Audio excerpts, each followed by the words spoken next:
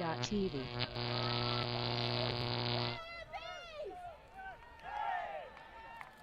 Well, hello, ladies and gentlemen, and welcome back to the Victorian Ultimate Championships of 2022. My name is Daniel Clinton. Here in Bendigo in Victoria, we have Ellipsis Asterisk playing Ellipsis Ampersand, the grudge match, the XY, the defending national champions, and Georgia Egan Griffiths to start us off.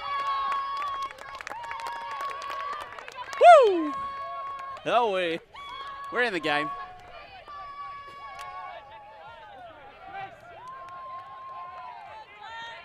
What a fast start that is. Asterisk, they're going to play in the dark today. Ampersand are going to be in the light. Ian Griffiths, power position, drops it in the bucket. That's 1-0.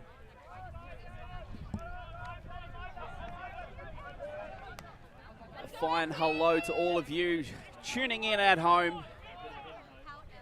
We've got a great day of Ultimate. This is the second of 5 games today on Ulti TV.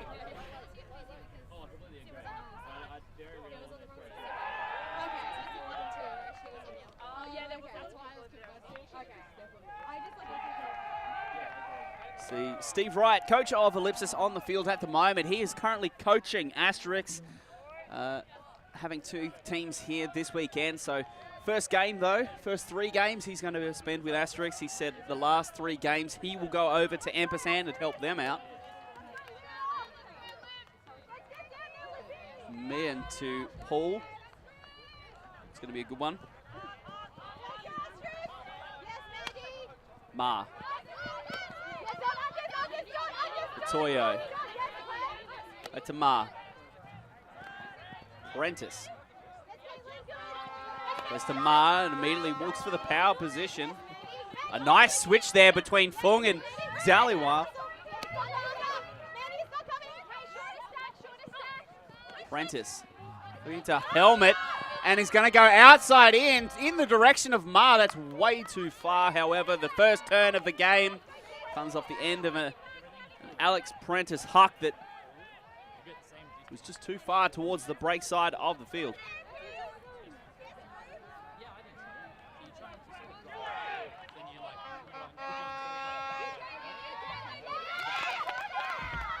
Wow. I don't think there's words for that one.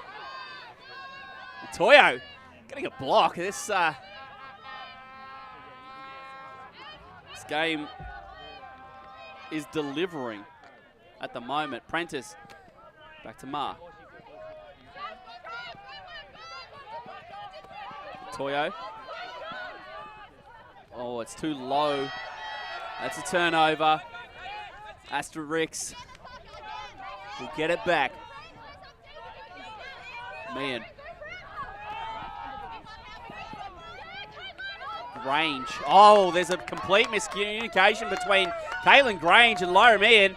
Prentice will go fast with Ma combining, and this time not in. They're on the doorstep. Ma with a push pass. Oh, she likes it. And a little bit of sauce to begin the game. A downwind push pass to score, leveling us up at 1-1.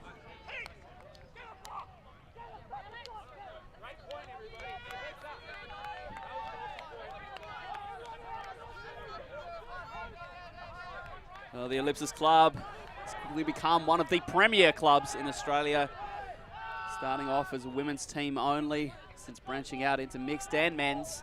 Last year we saw the great story, the women's team winning their 5th consecutive national title. An amazing achievement, has never been achieved before. And they were ably supported by the men who picked up their first ever title, leading them to be the first club to ever win both the Opens and the women's division in a calendar year. Hell of a recognition for a hell of a club, and this year we see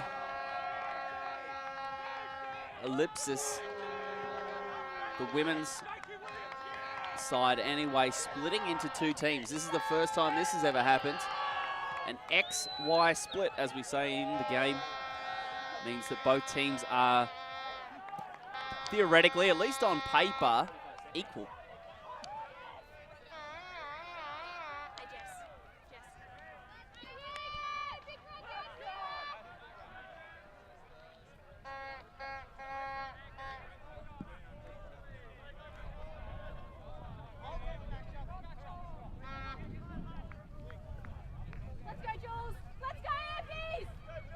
An upwind pull.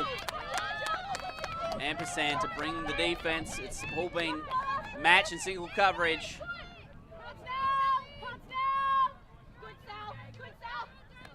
Della with that weapon flick. She's going to light it up early. Looks like it's always out, just sliding sideways. Oh, speaking of national titles, that flick of Lucy Della has been the final throw in numerous Ellipsis campaigns. Quite a few times she's thrown the goal. So now Ampersand to bring this in. Oh, Palmer has dropped that in the end zone, and Asterisk will get a gift.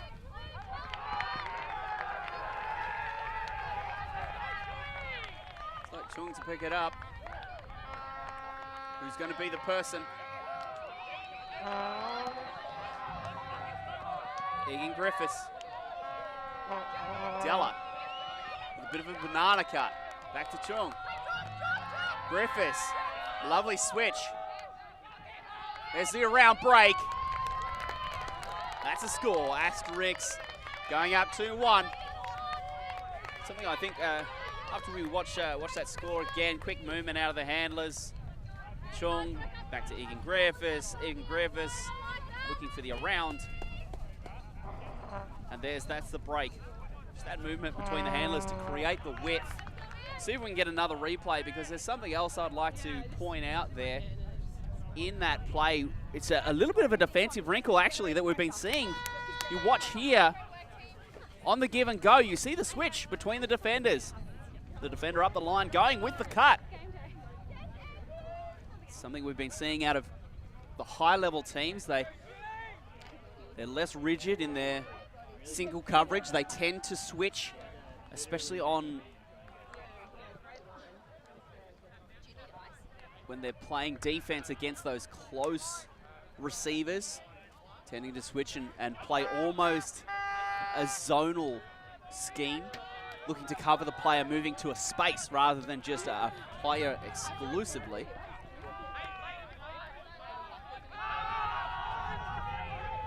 Looks like it's Meehan to pull for Asterisk.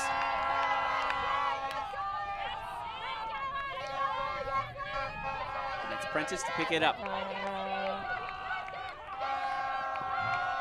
The break to Maehr, who's been in everything. It's very, very flat. It's very flat. Falls to the ground.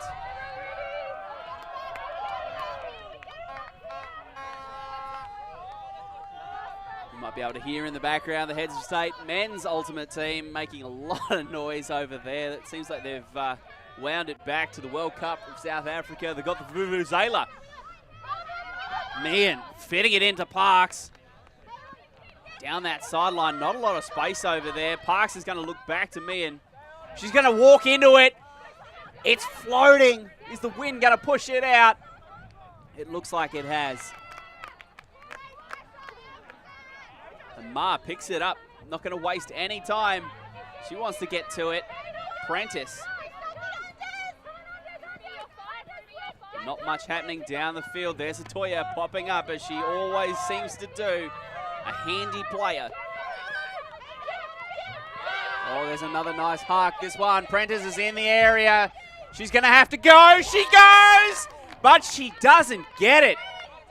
Oh, heartbreaking. Egan Griffiths is going to not waste any time either. With the swing to Meehan. They're moving the disc quickly as Ellipsis. This is hallmark Ellipsis play at the moment. They don't waste much time. They move the disc laterally, looking for that angle. looking for that ability to now move it down the field. Create something offensively. It's there, is it? It's hanging. Oh, man. She's been given a gift. Her birthday's come early. And that will make it 3-1. That's the first break of the game. Asterisk going up early against Ampersand.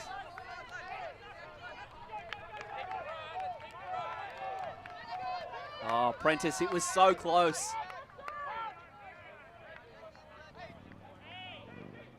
Let's throw the wind just kind of held it up a little bit.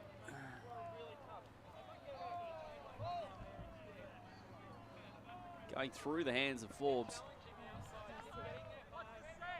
And Meehan unwraps an early birthday present. So 3-1 is the score. Talking earlier with some of the athletes from Ampersand. Asterisk has been the favourite in training. They have been the ones getting the recent results, but they were beaten at training through the week. So Ampersand with a little bit of, shall we say, extra confidence coming into the weekend. It's often seen out of clubs such as Sunder. There's often one team that normally has the wood on the others. Even though the teams are picked to be as even as possible, it rarely works out to be perfectly even in-game play for a myriad of reasons.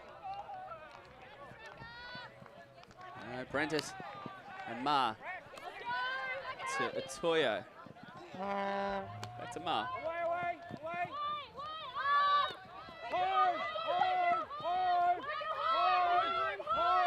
Seems like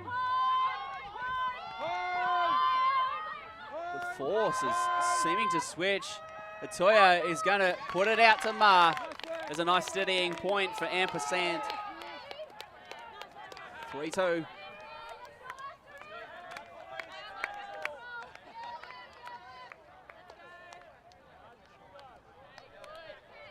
Seemed like Asterisk just couldn't get the force right there. Hearing loud calls from the sideline to try and adjust and get the force on. The call was home, which would be this side of the field. And all the passes went going down the far side of the field. You'd have to assume then that was a break of the force. Going down that far side of the field. The idea of any force obviously being to keep the disc on one side of the field so that then you can play defense on only half of the field.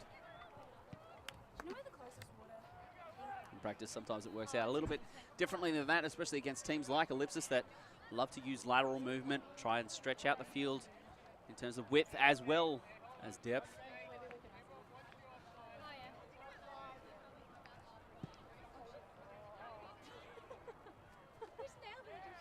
Incredible skills by Eunice Chung.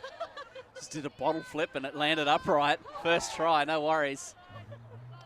She must have a hot hand at the moment. She'll probably throw 6 assists this game now.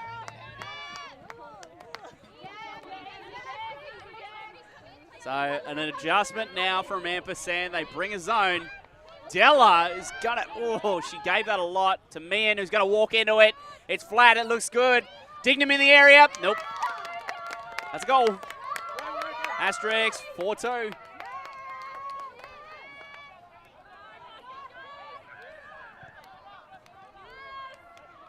Oh, the zone of Ampersand really didn't slow him down much.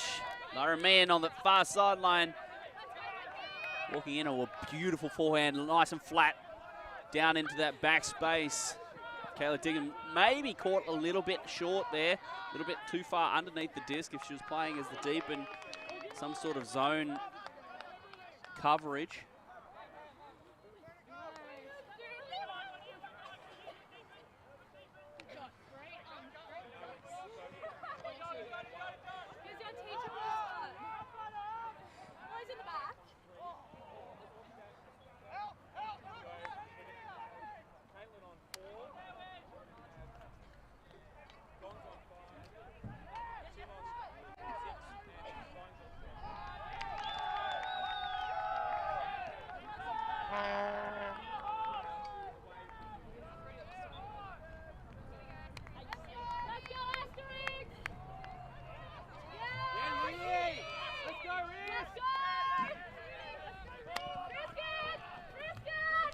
Mart's apprentice.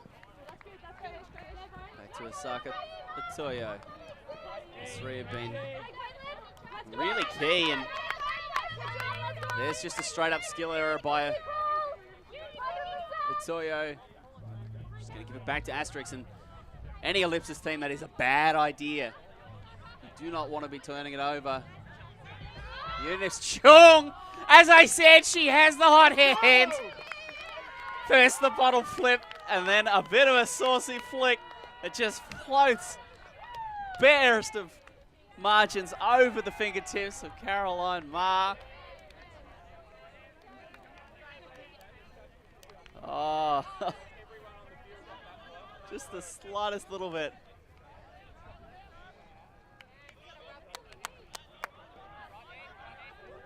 Well, Asterisk now are out to an early lead, 5-2.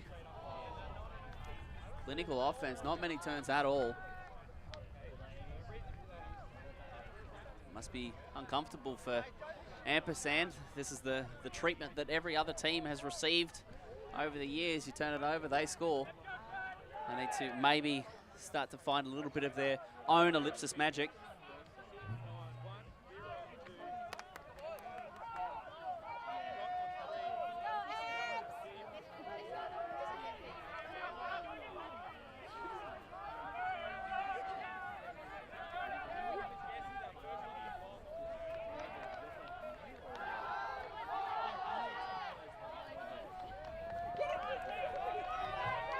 There's a pull from Meehan.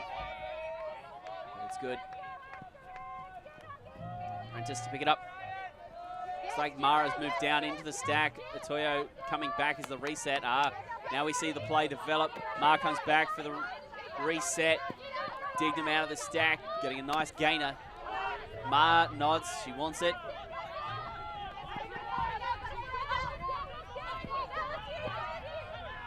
Maehr getting the reset. Breaks around to Dignam. Atoyo. Apprentice. It's just so clinical. This is how you play offense, ladies and gentlemen. Use the width, stretch the defense, find the hole, exploit it when it arises, and be good enough.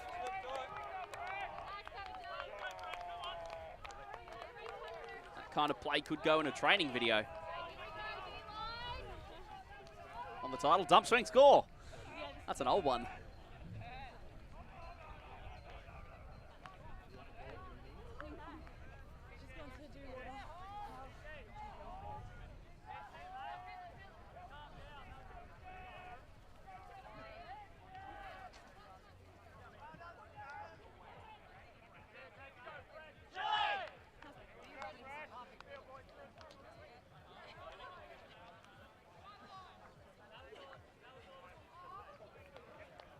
Coming back to the discussion about this XY split within the Ellipsis club for the women's division anyway. This is women looking to represent Australia at the World Ultimate Club Championships later this year in Cincinnati, Ohio. And as part of that preparation, deciding to split straight down the middle for Australian nationals. To really push the development of their players and those that will be looking to attend, rather than take one team and have that natural distribution of some players contributing more than others. Instead, split, and they're still looking for that same distribution, but just out of more players. Probably a pretty big offside there. Doesn't look like it's going to get called by Asterisk. Full. Middle of the field. Well, that's a speculative towards Hellebone, but Prentice is the one who knows the most about it.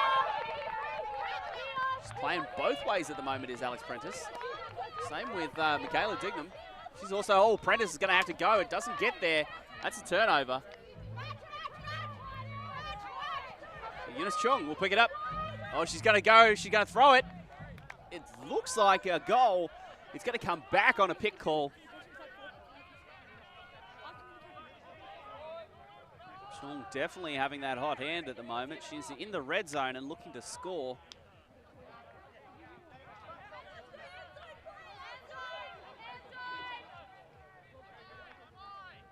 So the disc is tapped in. Chung resets. Range. Nice throw. Throw to space. It's to no one. Mandy Fung with great awareness and the agility to turn around, accelerate, and catch another goal.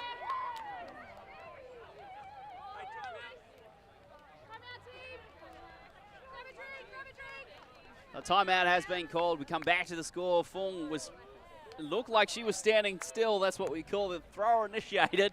Fung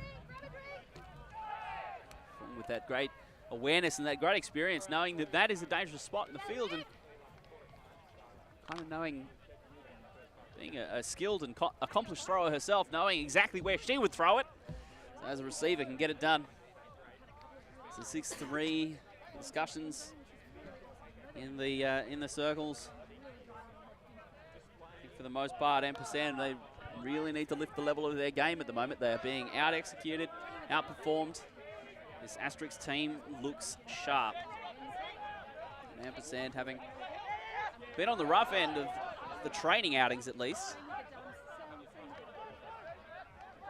Then win through the week to perhaps capture some of that magic and go to the things that worked then. Of interest is several missing players. Olivia Carr, Kat Phillips missing because of work and football commitments respectively.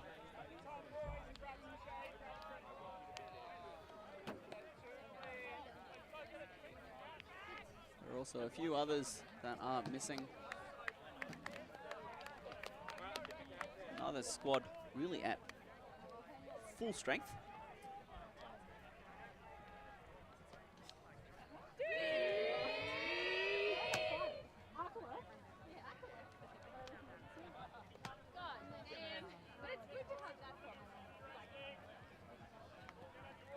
Asterisk break the huddle. They'll come out in a prepared D-line. Coach Steve Wright in the white, seen on screen there, had an opportunity to call his line, call his defense exactly as he wants it. Mentioned it's going to be matched. The wind has really died down. There's not really much to speak of anymore this morning. It was a bit blustery, a bit breezy at the moment. Almost pretty much still. There's the occasional gust of wind, but the temperature is beginning to increase.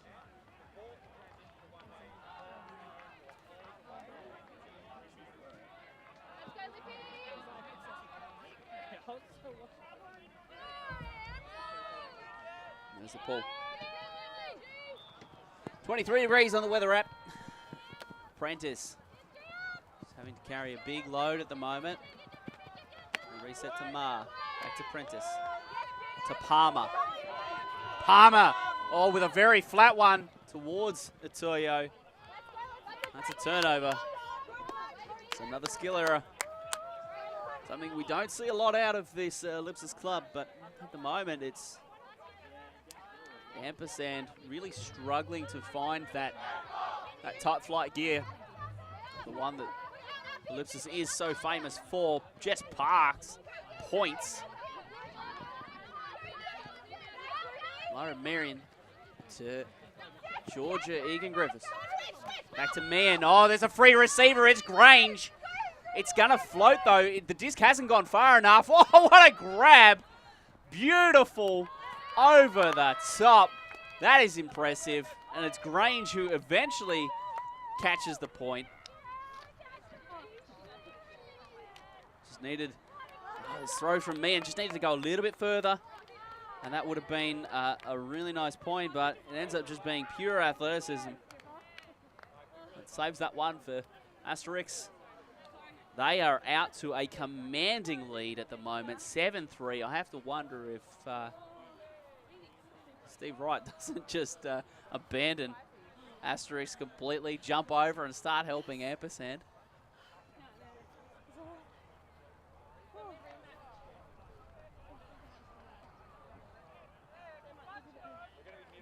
Something I think that does need to be mentioned is Georgia Egan-Griffiths she's off the screen at the moment to the right. She seems to have ditched the red hat. You can see her walking on the bottom of the frame there. She's in a blue hat now. That hat was much like Steve Waugh's baggy green. She'd worn it for so many years and had won so many national titles in it. I had to wonder if it was beginning to become magic or enchanted in some way, shape or form. Seems like it's been retired in exchange for the blue. Nice pull by Eunice Chung. Oh, she has ripped that a long way. Prentice and Ma.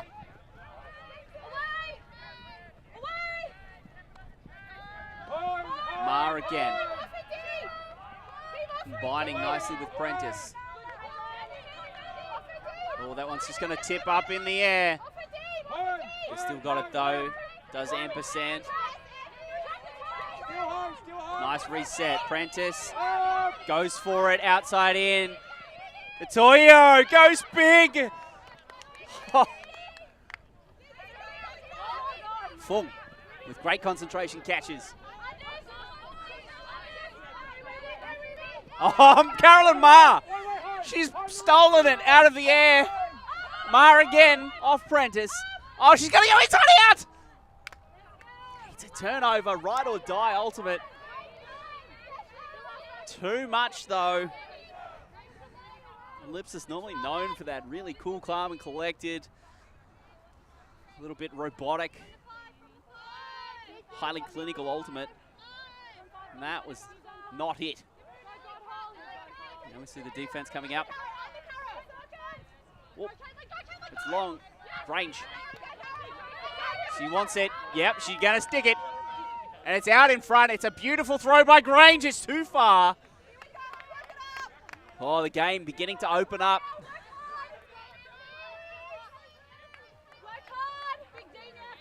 Ampersand have 64 yards to go. And Prentice to bring it in. Inside technique by Fung. Cutting off that first pass. Ma looks for the softer round. Gets the dominator with Prentice to space. A nice catch. Prentice can't get it. The reset is not there. Ma eventually picking it up.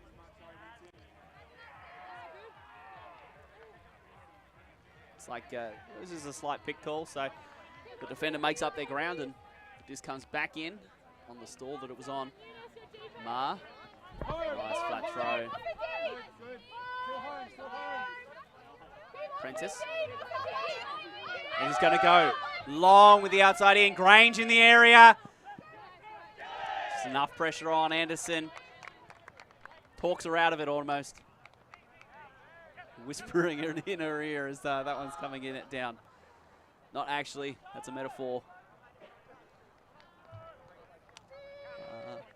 I'm not sure what the call is here. It didn't look like it really affected what had happened down the field. And yeah, the turnover will stand. Looked like a good throw from Prentice. She got everything that she wanted out of it. And then Anderson and Grange going to battle down the field. Goes the way of Asterisk. And so Chung to pick this up.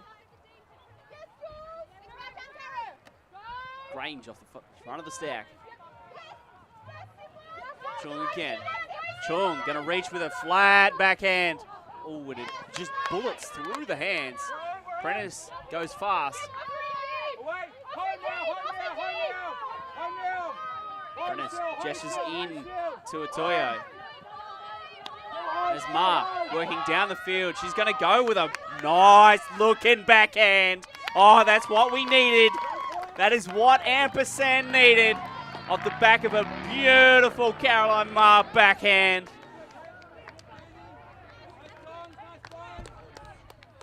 Look at this. As a receiver, you do not get better service than that. That was 5-star, gold-plated, silver platter. You could lie down on that one and land on your chest.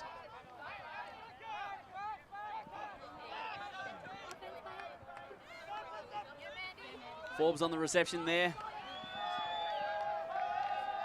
It's like yet another dangerous athletic receiver that Ellipsis has coming through the ranks.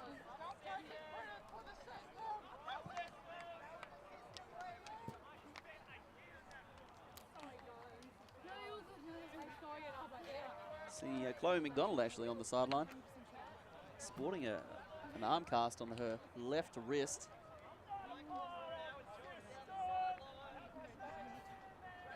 Clearly injured, so we wish her well. Wish her return back to the ultimate field is swift. In the meantime, she's a wealth of knowledge to have on the sideline. So many campaigns with Ellipsis, and a world's representative as well is McDonald. So Egan Griffiths to pick this one up. Asterisk now with an opportunity to take half. 8-4 could be a really nice place to be. It looks like Ellipsis coming off. Ampersand, they're coming out in a little bit of a, oh, it is straight match. They're just sagging a little bit in the middle, trying to work against that horizontal offensive set of Asterisk. There's a pick call down the field, so defender will make up their ground, and it just will get tapped in on the stall that it was on. Even Griffiths gets free, as she so often does. And then Meehan, yeah, we've seen it. We've seen it a lot. Oh, well, Paul Preston has just been roofed. And that is half time. It's a 50-50 ball. It's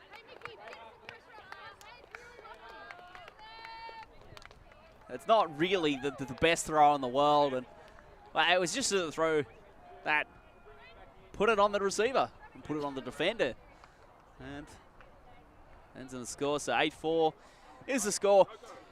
We're going to look at some highlights here at halftime, and we'll be back with the second half of this Ellipsis v Ellipsis grudge match here in the women's division of the Victorian Ultimate Championships for 2022.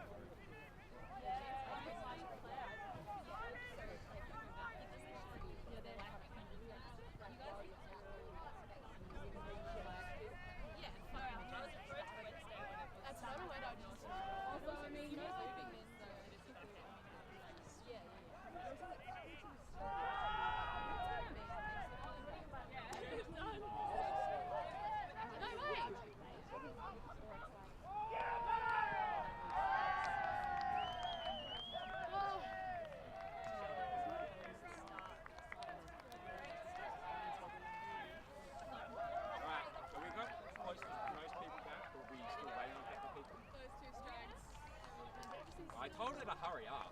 Everybody heard me. I'm just so disappointed.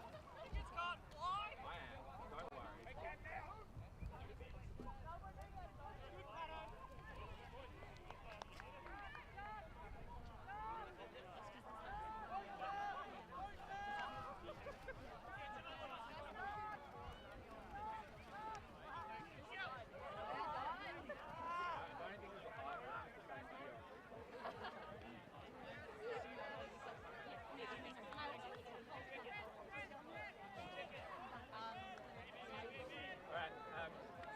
Hey, so real good vibes. All of the work that we're doing on the field, particularly our defensive intensity, I think just taking a moment to recognise exactly what it feels like when everybody's playing the output. You know, like we're fighting really hard. Like everyone is fighting really hard on this moment, and it looks like everybody's playing really sort of the power. And it's best that I've seen play this season in my limited opportunity. He also said to me just now it's the best that he's seen play. That's fantastic. And what that means for the second half is that's an opportunity.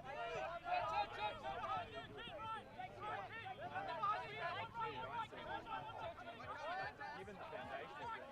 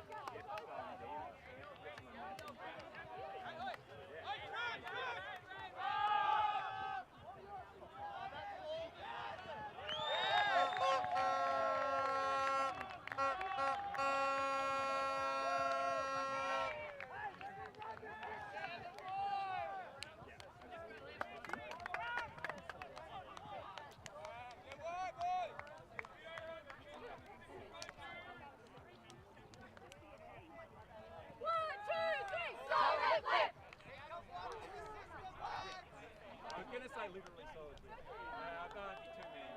You could, you know, get a warning. Yeah. On. You can get frisbee if you want.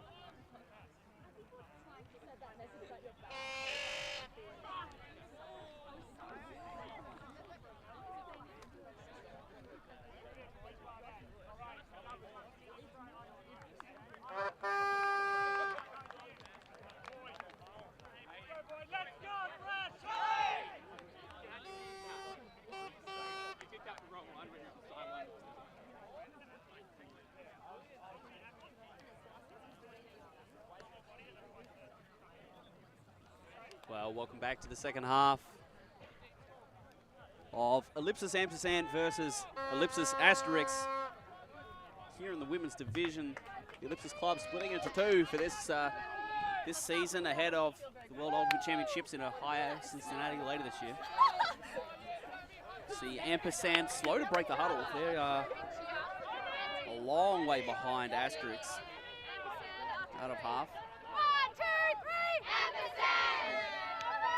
Prentice is one of the captains, in no rush really to break it and get back on the field.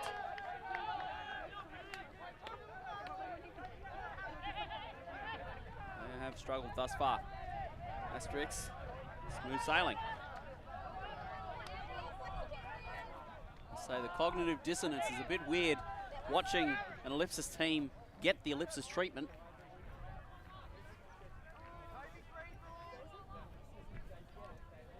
So used to just Ellipsis coming to nationals and then putting on performances like this, it just goes to show how good they are when they can do it to themselves.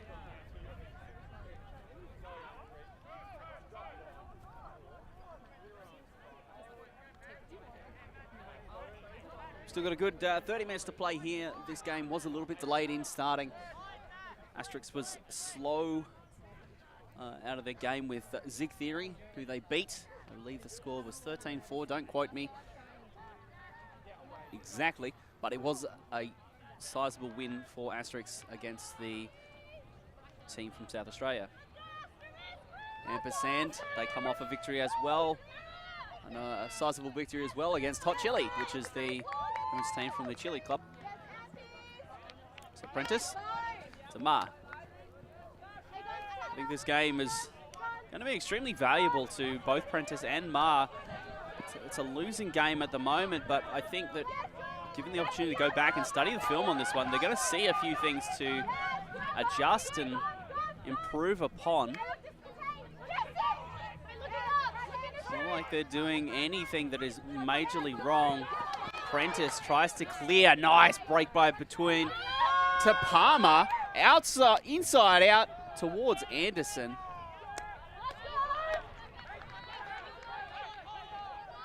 Creative throwing angle there by Palmer.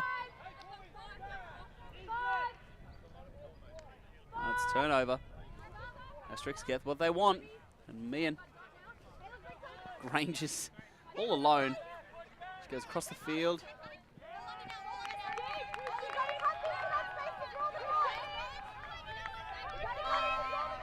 Meehan.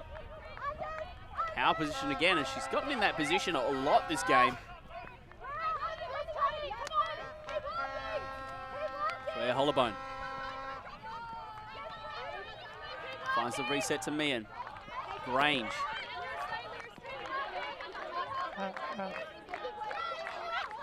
It's great to see Caitlin Grange out there. She seems to have slotted in after having coming from factory in Canberra. Still living in Melbourne now and playing for the best women's team in the country. It's just, it's so sweaty. Like, it's really the only adjective I've got for this style of play. It's just sweaty.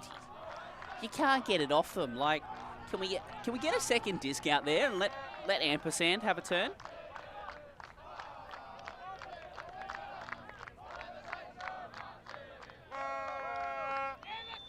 Hollowbone will have this tapped in on stall one by the looks.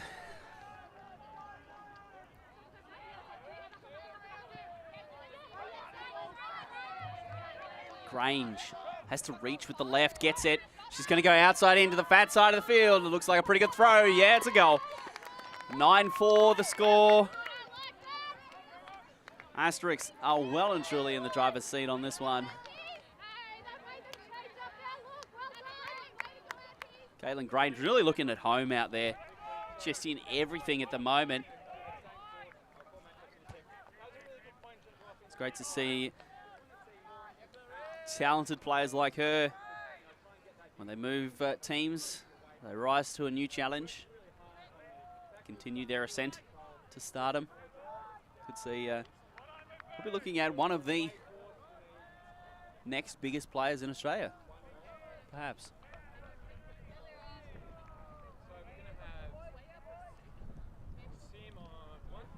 I did ask Ampersand before the game. I said, do you think you can win the national title? And the answer, whilst it was said in a jesting, tongue-in-cheek way, I think there's a lot of truth to it. They said that we're going to come first and second this year. Which, wouldn't that be fitting? And really, the only way you can top the domination that we've seen out of Ellipsis over the past 5 years, well, 6 years, technically, because we didn't play because of the spicy cough there 1 year. Nice fake by Preston. Reset, Prentice. Nice catch. Prentice gets the reset, it's out in front.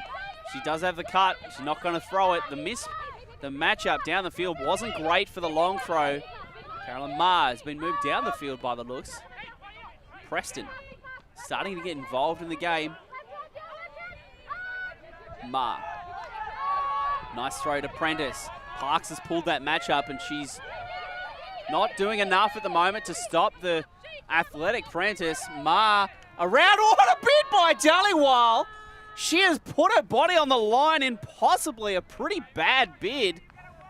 Looks like Anderson has been absolutely poleaxed. We need another look at that. We need the replay. Hopefully Anderson's okay there.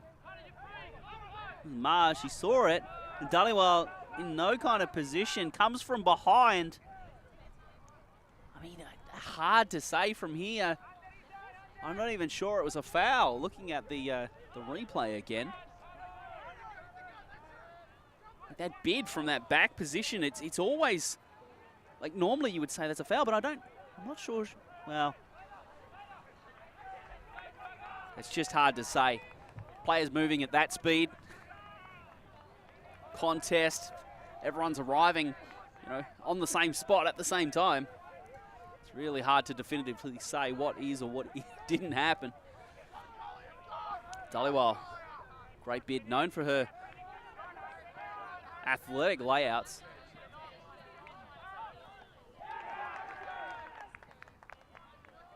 Looks like there's going to be an uncontested foul call based upon the fact that the disc is staying where it is.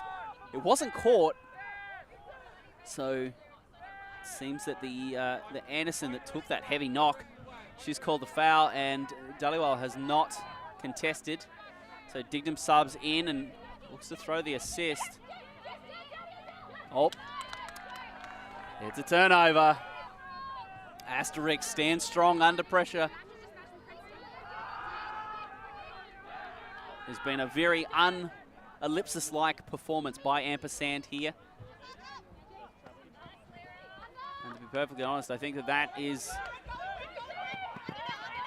probably pretty valuable. Ooh, that throw cops a massive deflection from Preston. It looks like got her hands up and in the way. Yeah, big point block. Nice. So Asterisk will have to play defense. Oh, Ampersand are just, they're not finding it at the moment. They look lost. And Uni Chung, oh, geez, she can throw to Dhaliwal. And that throw by Eunice Chung is as good as it gets. Just a beautiful throw to the advantage of Dhaliwal. 10-4 the score. And I called it earlier. I said Chung had the hot hand as she landed the bottle flip. And Prentice defensively was in a pretty good spot. Maybe she could have been a little bit closer, but hell, you can't ask too much more of that. And when the throw is that good, it always makes things interesting as Chile charge the field over in the far ground, playing against heads of state. Heads of state that still look to be up. They've got their hands in the air for what looks like 4 break points in a row. But we'll come back to this game shortly. Ampersand have called another timeout. They are looking for answers at the moment.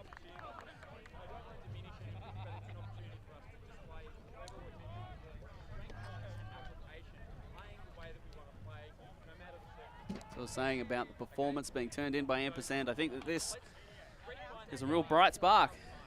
It's on camera, so they're going to be able to go away, watch the footage back tonight, see where they went wrong, see the adjustments they need to make, and then potentially actually make them tomorrow. It is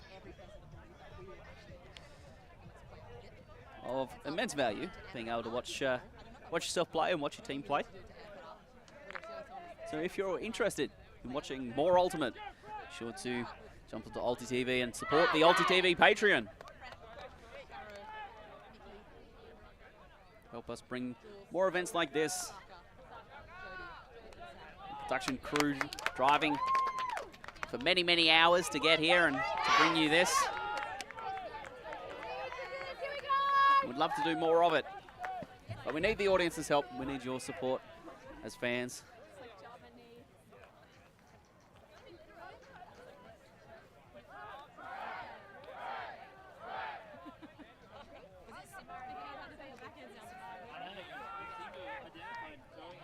Well, the good news is that Anderson is back on her feet. She doesn't look too much worse to wear. Copped a heavy hit. She seems to have walked it off.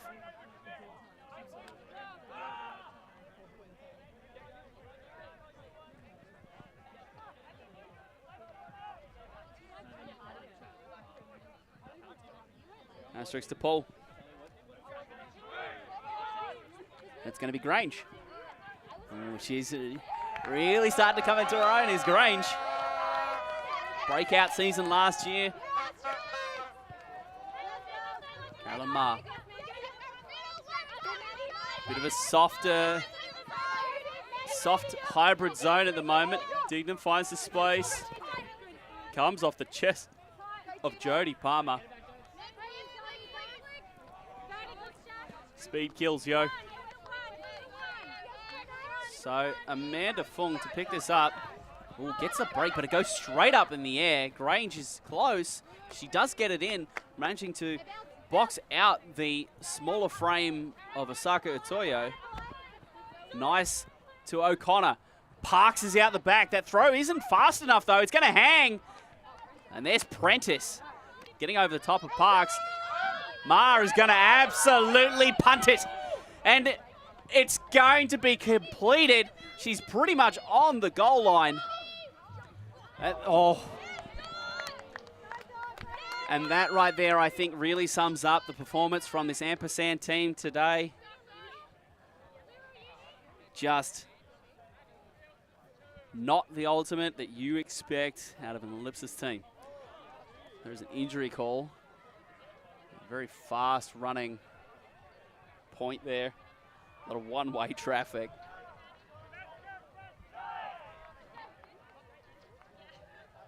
So it looks like Eunice Chung will sub in. Pretty handy when you're about to go on offense to have Eunice Chung join the line. Just go and pick it up. Fung will be the reset. Plenty of cutting power down the field. Looks like Jess Parks will be the first cut. She engages, drives hard to the inside, does get the space, but the pass is incompleted. Jinx Chung. Dignam cannot complete.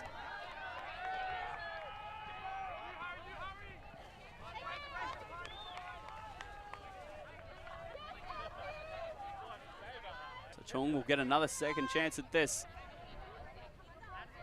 Decides to go to the reset to Fung. Goes short to Grange. Parks is in a bit of space. Prentice is looming off the back. Hollowbone gets underneath. Oh, Otoyo with a beautiful heads up layout. And Palmer to Maehr. Oh, Dignam was free, but Maehr just couldn't get it to her. She explains possibly why she was so free. There was a pick on Parks.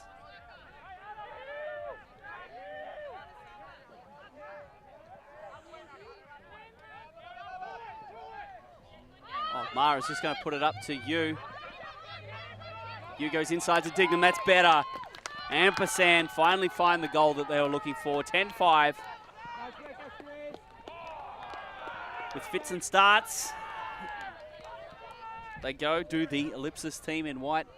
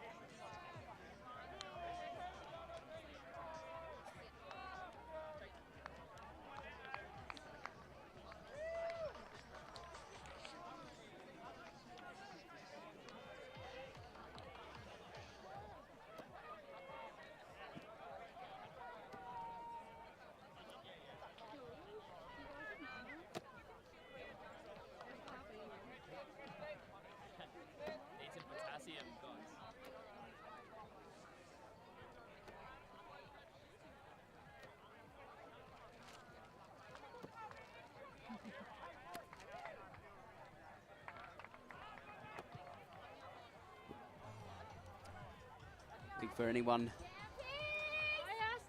who's a fan of the Ellipsis Club, it's a fascinating game. I mentioned it earlier, an Ellipsis team getting the Ellipsis treatment. It's just so weird. We've watched them do it for years now. Preston with a nice ball. That's going to sit in. O'Connor is going to let it bounce. Ian Griffiths. Forbes pulled the big match up there. Della quickly. Eunice Chung. A nice catch there. Chung gets a reset.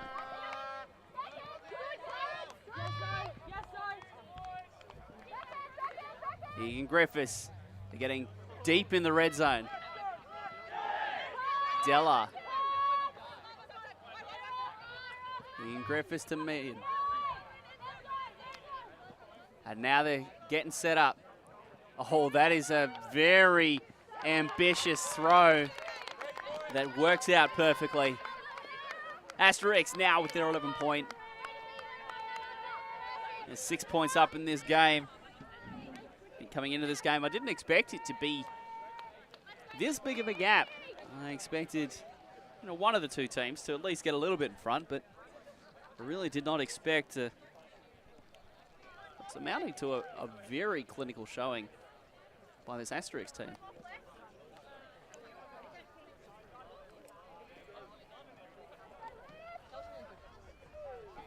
I think obviously with Ampersand, there's plenty of work yet to be done, but I get the feeling that they're not too far off the pace.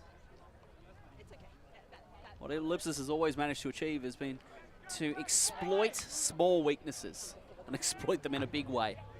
And I think that is all that we're really seeing here is a few turnovers from Ampersand has turned into a 6-goal deficit. And it's not that Ampersand are playing horrible ultimate.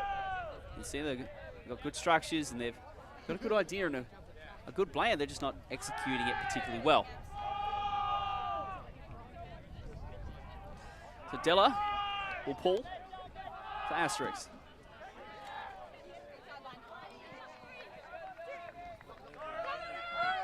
Another nice pull. The pulling has been top class this game. Prentice to pick it up. Another one of these soft hybrid zones. Players playing underneath. Atoya gets free as she always seems to do it. She find space in a phone box with multiple other people. Hanya Preston in the end zone off the end of a Jodie Palmer strike. That's better. That's much better. And it's in moments like that that you see what they're capable of and you know that they're capable of it.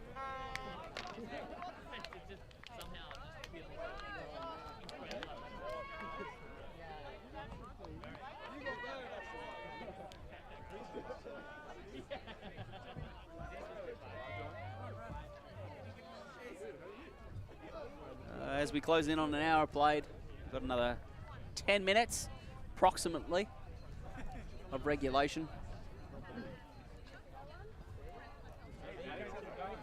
I'm coaching one team today, and then if they play again, I'll coach the other team. It's coming to a close anyway, this time slot. I feel like at this stage, Asterisk has done more than enough, and they can just cruise to victory from here. It would take something exceptionally special from Ampersand to overcome this deficit. In a normal game, it takes a lot to overcome a 5-goal deficit. Against Ellipsis, I mean, that's just something we have never seen. Like, it hasn't been done. Nobody has ever been this far down against Ellipsis and then turned around and won the game. Chung goes to O'Connor. It's been very reliable, has O'Connor. Another soft zone from Ellipsis, going with a hybrid kind of setup, looking to stop those downfield passes.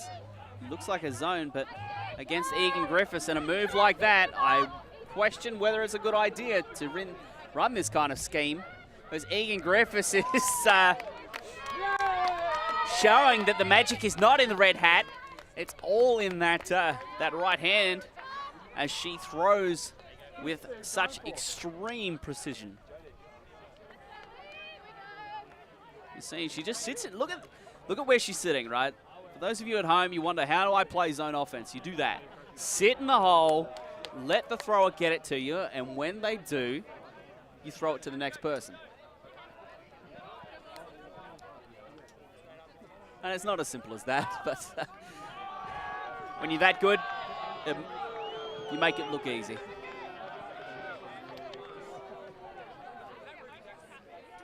So the teams for the next time slot have slowly trickling in. Looks like we'll have Heads of State playing Outbreak. Promises to be a good game.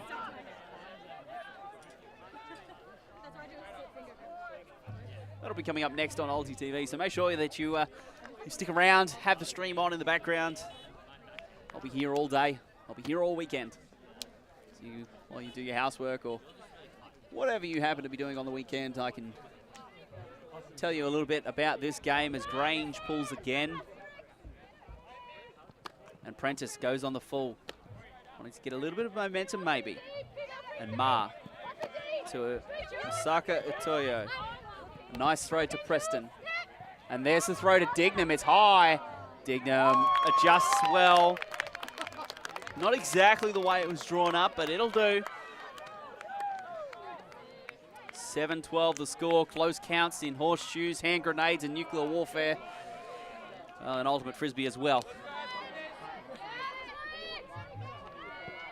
Yeah.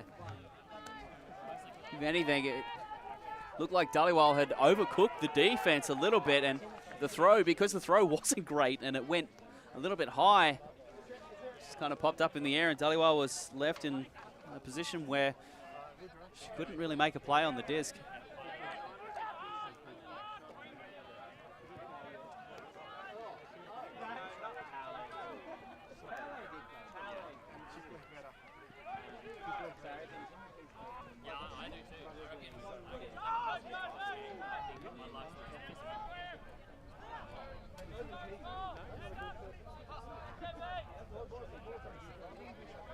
Ampersand need to find something now. With only 6.5 really to play. 5 points to overcome.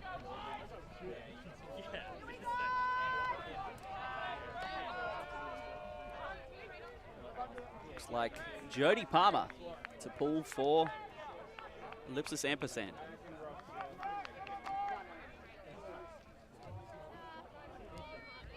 That ends out, inside out is actually going to go out of bounds by the looks.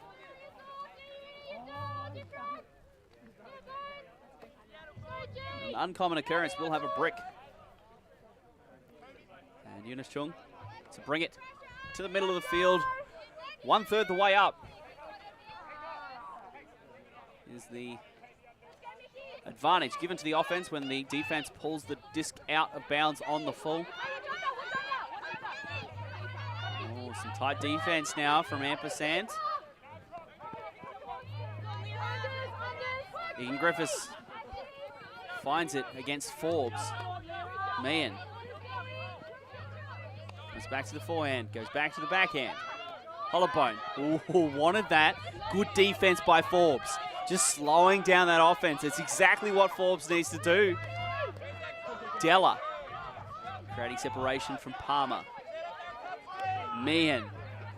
Egan Griffiths has been taken out of this point by Forbes so far. It's generally a great place to start if you're wanting to stop any Ellipsis team. Chung. Where did that go? It has ended up in the hands of Dello, who finds Meehan. 13-7 the score. Through the hands of the Old Stars. Do Asterisk go?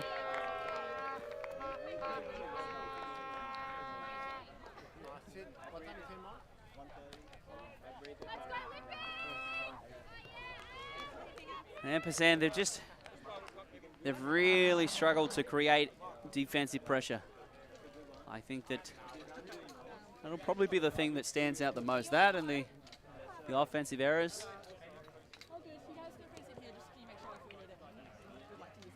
They haven't completed their passes, and they haven't been able to get the disc back from this greedy Asterisk team.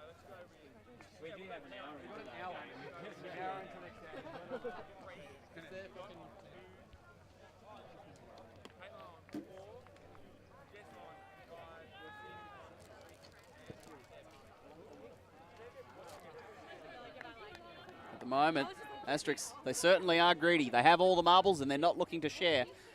Grange, who has picked up the pulling duties late in this game. This disc will stay in bounds.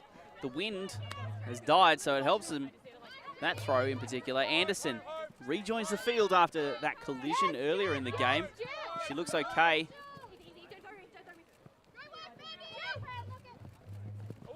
Oh, and just a coming together, two cuts to the same spots.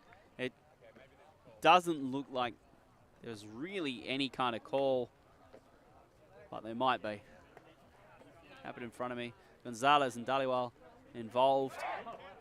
No call is the call.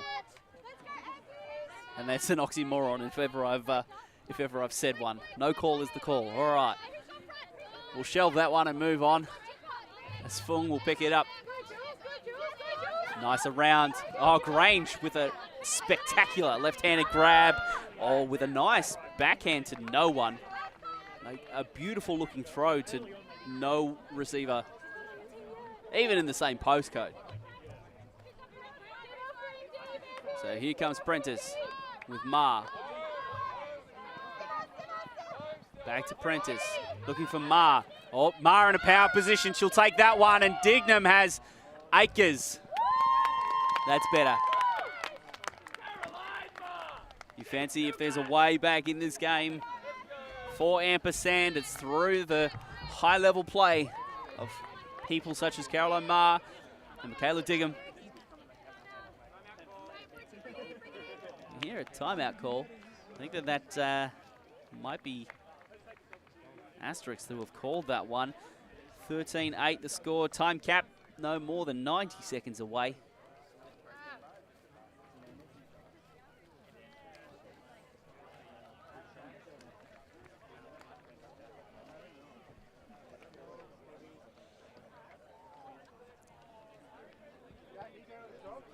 As a pundit, I think that this game has become brighter for Ampersand.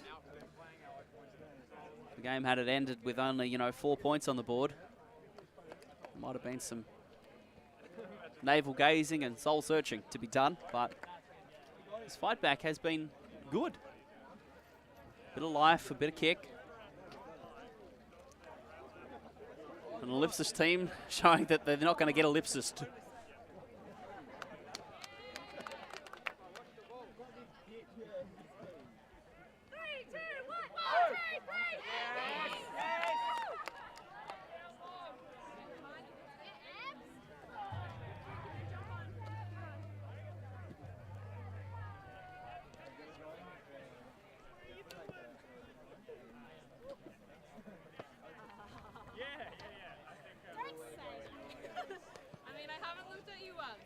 I would love to see Ampersand get a turn, get a break here, take this game to 13-9. So I think there would be a strong argument to continue playing, add one to the highest score, make it a game to 14, and duke it out.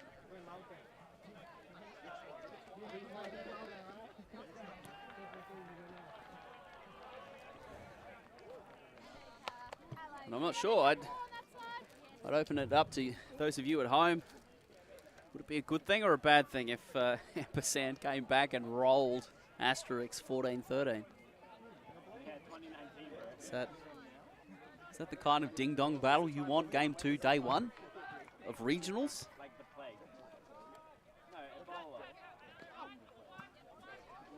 Or is there bigger fish to fry?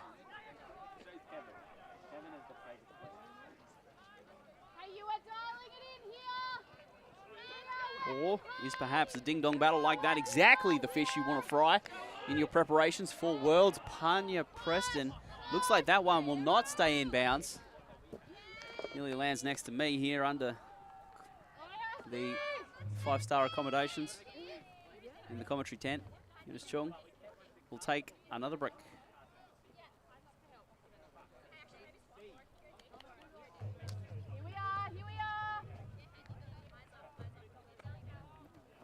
Strong finds Meehan, and Meehan's going to go with the outside end forehand towards Della. Forbes can't get there, and Della looks like she's going to call it in. Well, that was short-lived. I really hoped for a turn there and an opportunity for Ampersand.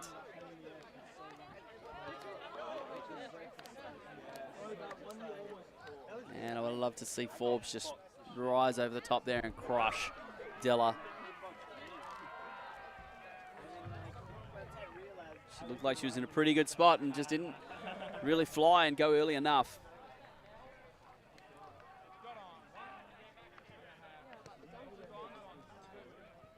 Well, 14-8. Here's the score. Ampersand go back on 0. Prentice is calling the line for the Ellipsis team in white.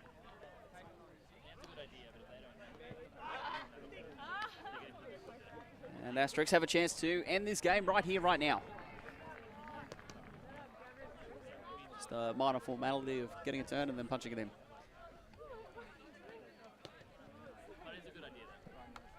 Man, signaling ready.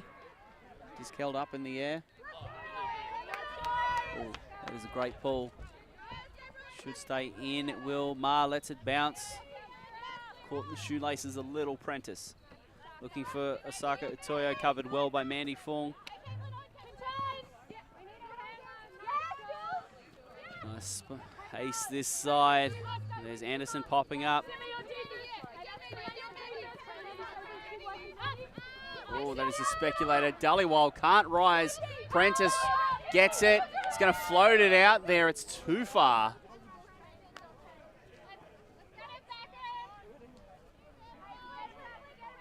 Oh. Asterisk now. Disc in hand.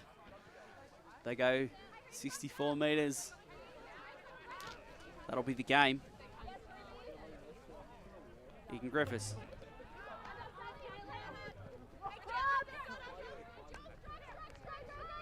And there's Dorothy Lee. Ooh. Gonzalez going low to catch that. I was just about to talk up Dorothy Lee and the great game she's had. The big grab in the end zone, actually, earlier.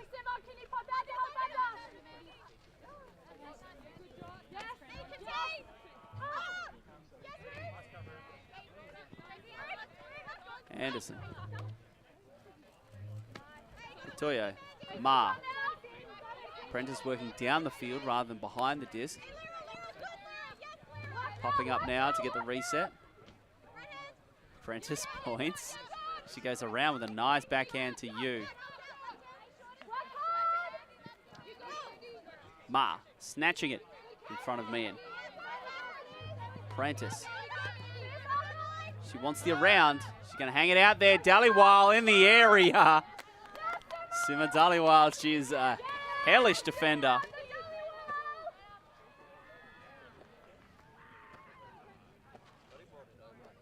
Really, you can't give a defender of the quality and caliber of Sima Dhaliwal that big of a look at the disc.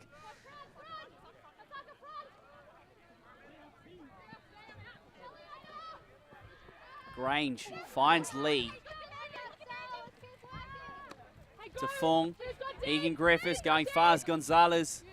Back to Meehan. Prentice paying off the back, really stopping that out throw. Egan Griffiths to Grange. Meehan. Outside in. It's to Dorothy Lee, and that'll cap the game. Asterisk run out. Deserved victors in this one. 15-8. What a game that was. Such incredible high quality the entire way through. A lot of positives for Ampersand. They can go away, watch the film, watch what they need to improve upon. And it's an honour, because that is the one of the few times I've watched an Ellipsis teams lose. The irony being that they got beat by themselves, but anyway, we'll take what we can get. We look forward to seeing you shortly for the next match here from the Victorian Ultimate Championships 2022 in Bendigo, Victoria. My name's been Daniel Clinton, and I'll see you very shortly.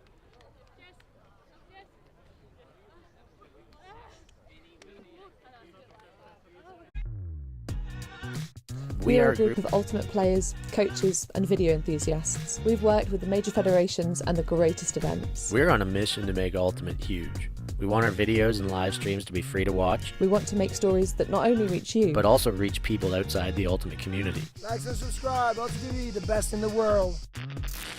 Become a member and fund fund our work to cover more events in the future and to bring more stories and live coverage to the eyes of the Ultimate world and beyond.